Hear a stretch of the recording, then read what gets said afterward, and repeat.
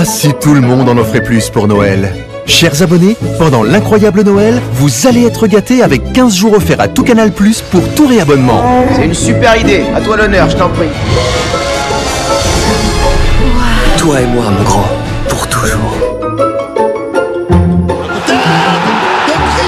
Des nouvelles chaînes toujours au même prix. Pour réaliser cette recette, chef, nous avons besoin de quoi? Cette tisane m'a mise dans un état bizarre.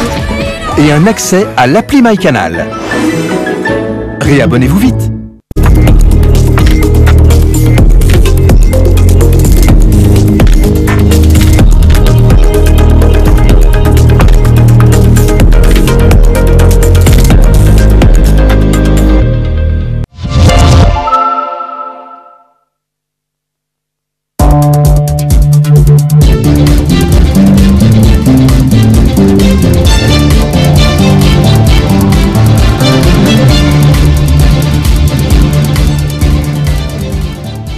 Jeudi 28 novembre 2019, bienvenue aux informations de la mi-journée. Sensibilisation sur la loi anticorruption dans plusieurs écoles du Bénin. L'initiative est de l'autorité nationale de la lutte contre la corruption. Le président de l'institution l'a rendu public ce mercredi 27 novembre 2019 au détour d'une conférence de presse tenue au siège de l'institution. Le ministère des Affaires sociales, en collaboration avec le Fonds d'appui à la solidarité nationale, s'engage dans la prise en charge des malades mentaux errants dans les villes du Bénin. La phase pilote lancée hier mercredi prend en compte la ville de Cotonou. Et puis, nous parlerons du recensement des citoyens béninois vivant au Nigeria. Le matériel d'identification va être convoyé ce jour. Voilà pour le sommaire.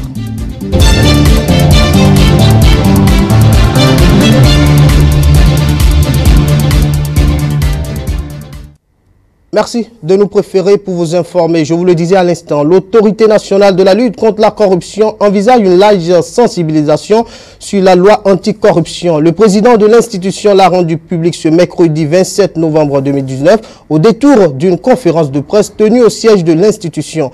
Une tournée sera faite à cet effet dans les 117 communes du Bénin, a annoncé Jean-Baptiste Elias, qui s'est aussi prononcé sur la gouvernance. Larissa Dosuyovo, Jean-Marie Kedolou, La corruption dans nos administrations est une pratique qui a la peau dure. Elle se pratique sous plusieurs formes et engendre d'énormes pertes financières. Pour une réponse efficace, l'autorité nationale de la lutte contre la corruption attaque le problème à la racine. Elle choisit d'informer et de sensibiliser sur la corruption dans les écoles du Bénin. Dans ce travail précis, le président de la République a reçu les lettres pour lui annoncer l'information, la communication qui sera délivrée au niveau de chaque école. Nous lui avons envoyé, donc il sait que sur toute l'étendue du territoire national, du 2 au 6 décembre prochain, ce test sera distillé dans les écoles sur toute l'étendue du territoire national. Aucun point focal n'ira dire ce qu'il veut là-bas. C'est ce qu'il va dire qui est ici, avec des explications. On avait travaillé ensemble pendant 72 heures. Au cours de cette même rencontre avec la presse, l'édition 2019 des Journées nationales de la gouvernance est annoncée. Le thème retenu pour cette 3e édition appelle chacun au patriotisme. Il est intitulé « L'éducation à la citoyenneté, défis, enjeux et perspectives pour le développement du secteur de l'éducation au Bénin ». Nous allons établir un état des lieux de l'éducation à la citoyenneté dans les 3 ordres d'enseignement. L'originalité est que pendant 48 heures, tout ce beau monde venant de tous les horizons se réunit, réfléchit et sort des recommandations pour permettre d'aller de l'avant. Nous voulons que la jeunesse soit formée parce que c'est elle qui va prendre la relève dans le pays. Que la jeunesse soit consciente et sache que la corruption est une mauvaise chose. Et qu'il faut tout faire pour combattre la corruption parce que c'est le bien même de la jeunesse. L'éducation citoyenne et un monde sans corruption représentent un terreau fertile à tout processus de développement réussi, chose que prône l'autorité nationale de la lutte contre la corruption. Lancement ce mercredi 27 novembre 2019 de l'activité prise en charge des malades mentaux errants dans les villes du Bénin. Une initiative du ministère des Affaires sociales en collaboration avec le Fonds d'appui à la solidarité nationale. Il s'agit d'assainir les villes du Bénin et venir en aide à ces malades mentaux qui font aussi partie du tissu social. Reportage Sandra Kfadei, Silas Zounou, Karina Deni. Une bonne santé est autant physique que psychologique. Cependant, il peut arriver qu'un sujet connaisse des moments de dépression psychologique qui peuvent conduire à des troubles mentaux. Les troubles mentaux entraînent d'importantes conséquences économiques et sociales pour l'individu, les familles et les communautés. C'est donc pour réduire les charges afférentes que le ministère des Affaires sociales lance l'activité de prise en charge des malades mentaux errant dans les villes du Bénin. Une activité qui réunit plusieurs acteurs intervenant dans le traitement, la guérison et l'insertion des malades mentaux au Bénin. Le Fonds a prévu dans son plan de travail annuel au titre de 2019 l'activité intitulée « Prise en charge des malades mentaux errants dans les villes du Bénin ». Cette activité sera mise en œuvre à titre expérimental dans la ville de Cotonou et impliquera plusieurs acteurs ici présents. Je note que vous maîtrisez parfaitement le rôle qui est le vôtre dans ce processus et vos différentes actions contribueront à coup sûr à l'atteinte des objectifs fixés. Conscients des rôles qui sont les leurs dans la prise en charge des malades mentaux, ces acteurs entrant dans le processus se disent prêts à jouer leur partition. Des réunions ont été déjà faites, donc nous avons déjà libéré des blocs où nous pourrons hospitaliser les hommes et les femmes. Donc il y aura des blocs pour les femmes à part, les blocs pour les hommes à part. Nous allons nous investir avec les partenaires que sont les sapeurs-pompiers qui sont toujours à nos côtés pour pouvoir les maîtriser afin d'assainir la ville de Cotonou. Cette activité sera mise en œuvre à titre expérimental dans la ville de Cotonou. Ces malades mentaux seront pris en charge par 2 centres spécialisés retenus à cet effet. Le transfert des patients vers les 10 centres se fera en 2 jours, à savoir le jeudi 28 et le vendredi 29 novembre 2019. Le président de l'Observatoire de la déontologie et de l'éthique dans les médias ODEM a procédé ce mercredi 27 novembre 2019 au lancement officiel du projet « Sauvons la presse en ligne et les médias sociaux ». C'est un projet qui vise à œuvrer pour l'appropriation et la vulgarisation de la loi sur le numérique. La cérémonie s'est tenue dans la salle de conférence du ministère du Travail et de la Fonction publique. Le compte rendu est signé Romaric Dossa, Prudence Dudossessi. C'est dans son rôle de faire observer les règles de déontologie et d'éthique dans les médias et de protéger le droit public à une information libre, complète, honnête et exacte que l'Observatoire de la déontologie et d'éthique dans les médias a initié le projet « Sauvons la presse en ligne et les médias sociaux ». À travers cette activité, l'institution invite les acteurs de la presse à moins de dérives dans leur production tout en observant les règles en la matière. Face aux déviances constatées dans ces médias, nous avons trouvé qu'il faille sensibiliser les citoyens journalistes comme le définit l'UNESCO et les professionnels des médias eux-mêmes.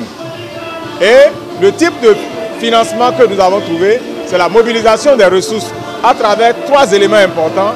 Les appuis financiers relationnels, les appuis à travers les lignes de sponsoring des sociétés publiques et privées, et puis maintenant les partenaires techniques. Alors, nous avons besoin de tout le monde pour induire ce projet, afin que plus jamais dans notre pays, on ait des difficultés pour utiliser l'Internet.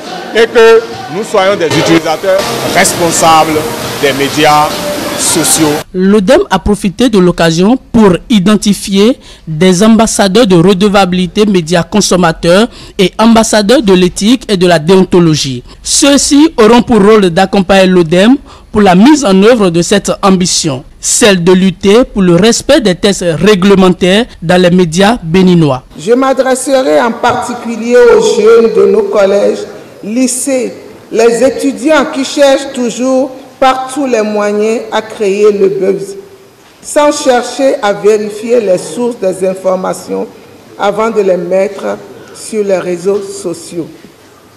Notre rôle est justement d'aller vers ces cibles et bien leur expliquer la loi sur le numérique, leur expliquer ce qu'ils encourent en cas de fausses informations dans tous les cas Ils doivent comprendre que leur liberté s'arrête là où commence celle des autres. Ce projet va donc permettre à l'organe d'autorégulation de situer les nouveaux médias dans leurs responsabilités afin d'éviter des dérapages qui portent atteinte à la profession et qui déshonorent la presse en général. Les responsables de l'Agence nationale d'identification des personnes et ceux du ministère des Affaires étrangères étaient face à la presse hier mercredi. Ils ont présenté le matériel d'identification des Béninois vivant au Nigeria. Un matériel qui va être convoyé ce jour dans cette ville de l'Est. Ils ont profité de l'occasion pour expliquer les dispositions prises pour la réussite du recensement. Stélia Padonou, Semiat Yesoufou pour plus de précisions.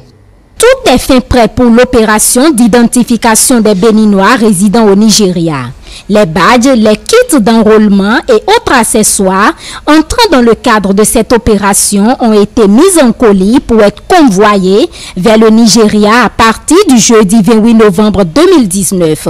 Le recensement, quant à lui, démarre le 2 décembre. Ces opérations vont se dérouler en un premier temps pour 2 semaines, 15 jours, avec la possibilité que cela se prolonge durant tout le mois de décembre, en fonction de l'affluence que nous allons voir. Dans le cadre de l'opération d'identification des Béninois vivant au Nigeria, le premier pan, c'est le RAVIP.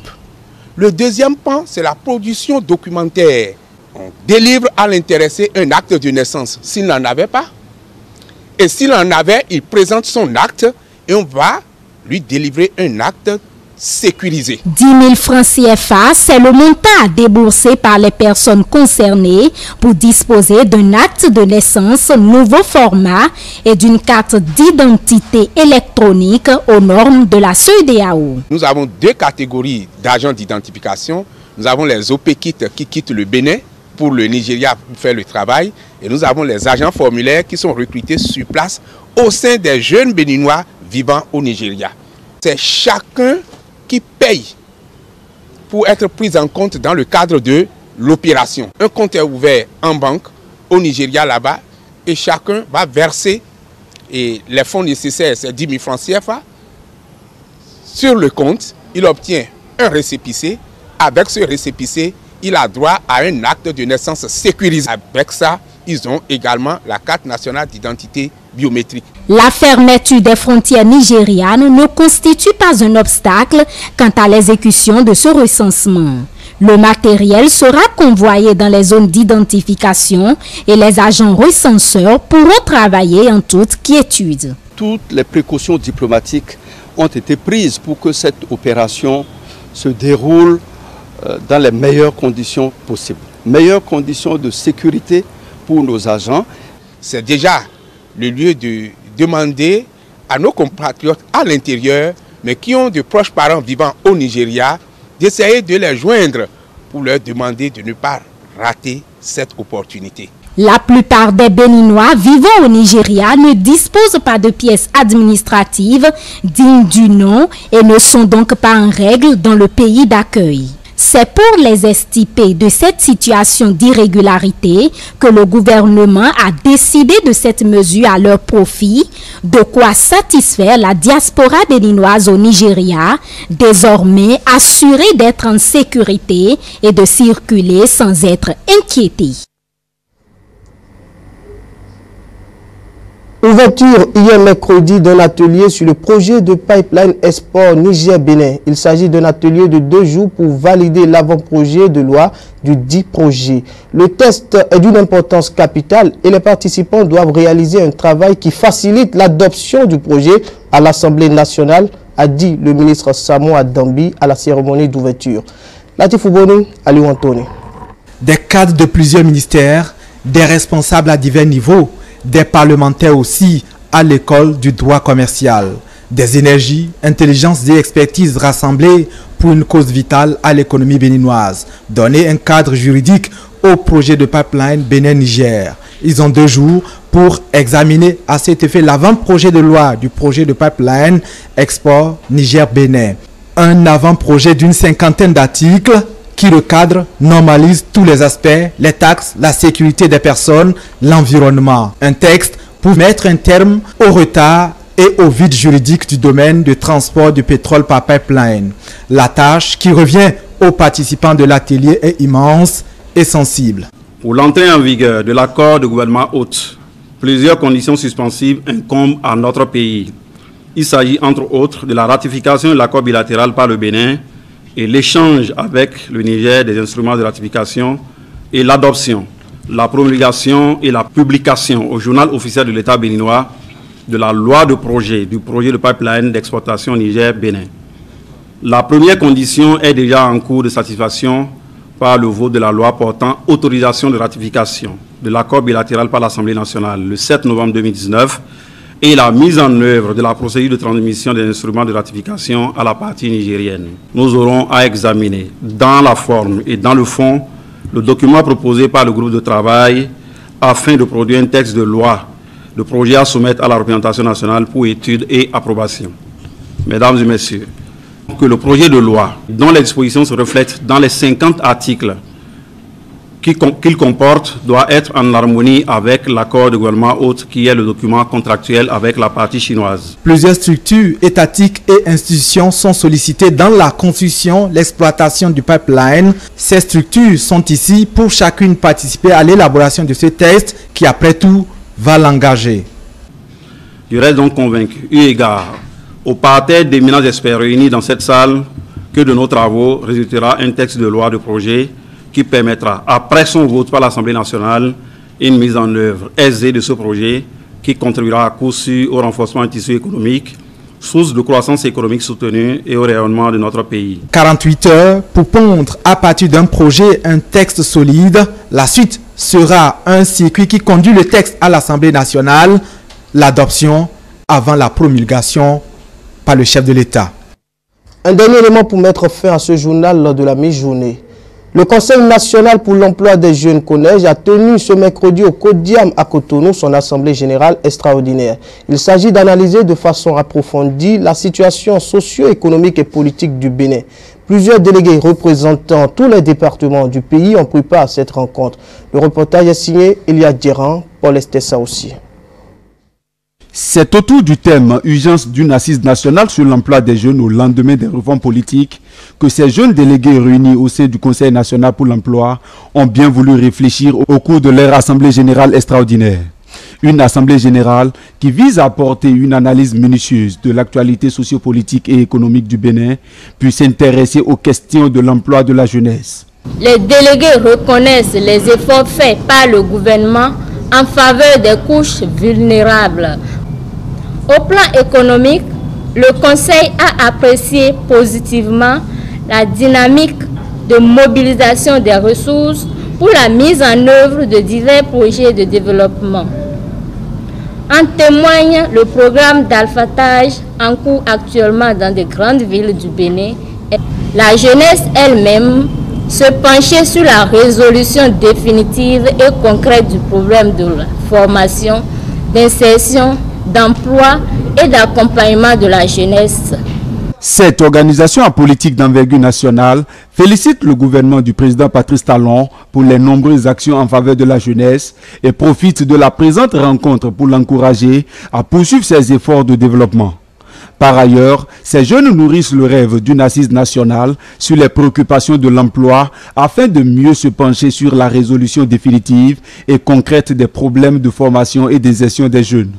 Nous invitons la jeunesse béninoise dans son entièreté à se lever comme un seul homme, car un jeune sans emploi est un danger public et un délinquant livré par hasard dans la société.